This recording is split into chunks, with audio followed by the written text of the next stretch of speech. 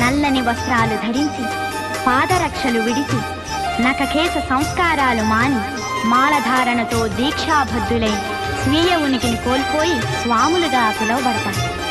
నీవు చెప్పిన కష్టాలన్నీ భక్తితో ఆనందంగా ఆచరిస్తారు. దీనుల దొరవు అని మండల దీక్షగుని నీగిరి చేరు కదిలి